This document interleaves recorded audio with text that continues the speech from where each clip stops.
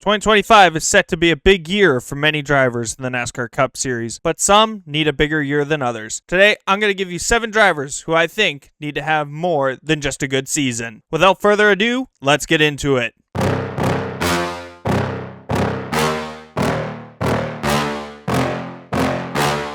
Where do you go? Larson up top, all the way up top. Busher, he's on the outside. He's in position. He's got it. Jimmy Johnson through 3 and 4. Make room. Richard Petty and Dale Earnhardt. There's another 7-time champ. Jimmy Johnson wins his 7th NASCAR Sprint Cup Championship.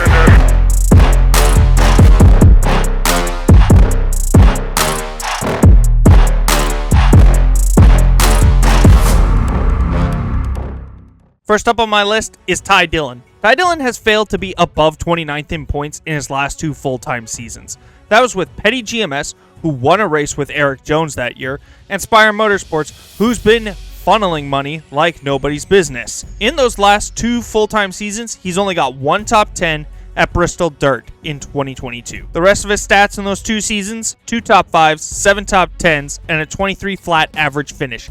That is heinous. If Ty Dillon can't show any sort of improvement at Colleague, who is at least a subpar team, then he just needs to be gone. Next on the list, I have his brother, Austin Dillon. Austin Dillon has put up back-to-back poor seasons. And by poor, I mean 29th in 2023 and 32nd in 2024.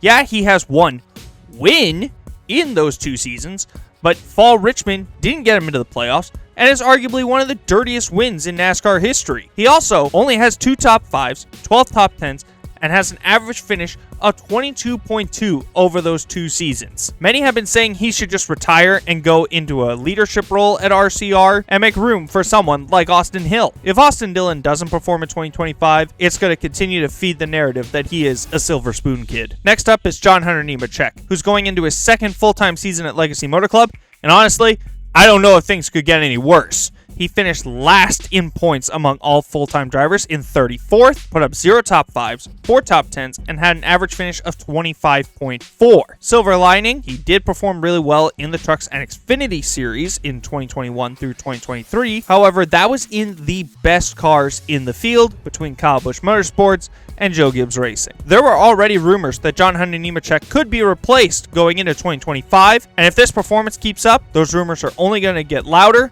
and truer. Justin Haley finds himself on my list after moving over to Spire Motorsports from Rick Ray Racing. He replaced Corey LaJoie towards the end of 2024, which only continues to add to the fuel that he needs to perform. He's also been paired up with Rodney Childers as his crew chief, who many would consider a top 5 crew chief in the garage. As mentioned before, Spire Motorsports is no stranger to spending money to make performance happen, and Justin Haley showed potential at Colleague in 2022 when he was 22nd in points.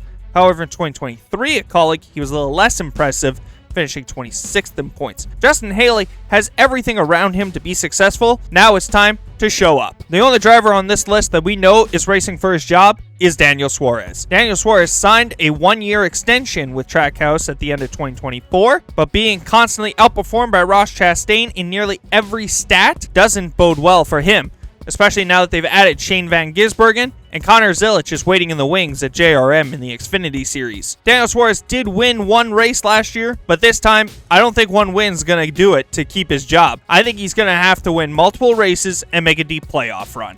There's a lot of optimism for Ryan Preece going into 2025. He's moving over to Roush Fenway Keselowski Racing after Stewart Haas Racing shut down. However, in 5 full-time seasons, he's had a highest points finish of 23rd in 2023. His charter is also only leased. RFK doesn't own that. They're leasing it from Rick Ware Racing. So for 2026, they're going to have to either lease a new charter from a different team, or they're going to need to buy one outright. And if Ryan Preece doesn't perform, there's going to be no rush to go out and buy a new charter.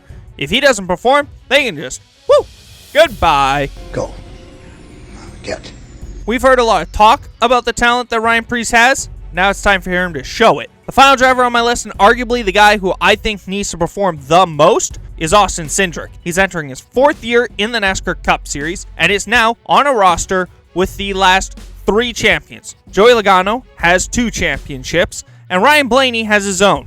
He's also been lacking insanely behind his teammates. Here are Austin Cindric's stats compared to his teammates since 2022. 2 wins compared to Logano's 9 and Blaney's 6. 10 top 5s. Joey Logano has 29. Blaney has 32. 21 top 10s. Joey Logano has 47. Ryan Blaney has 53. His average finish is 16.6 compared to Logano's 15.2 and Ryan Blaney's 14.3. 2024 was an improvement stat-wise from 2023 and 2022, but he's going to have to continue that.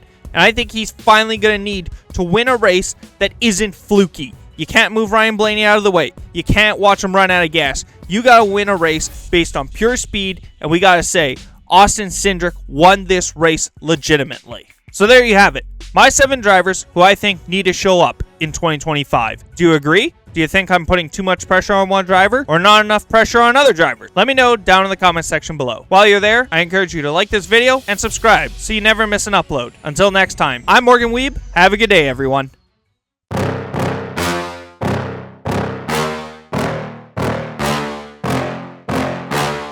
Where do you go?